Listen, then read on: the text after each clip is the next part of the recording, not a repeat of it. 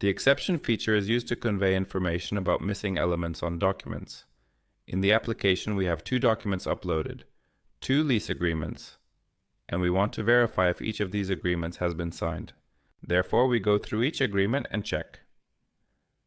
The first agreement is unsigned, and the second agreement is also unsigned. We want to transfer this information to Excel. We select the cell where the missing information should appear. On the ribbon, we select the Exception button. We go to the first document. On this document, we select the area where we believe the signature should be.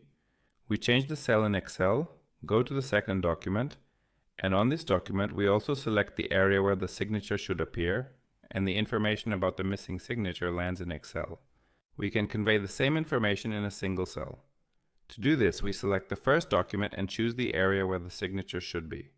Information about the missing signature lands in Excel. At this point, we do not change the Excel cell, but we also do not press the Control button. We go to the second document, and on the second document, we also select the area where we believe the signature should be. In this way, we have indicated 2 missing signatures in one cell. In the bottom right corner, there is a table with details. By clicking on each line in the table, we are taken to the corresponding location on the document.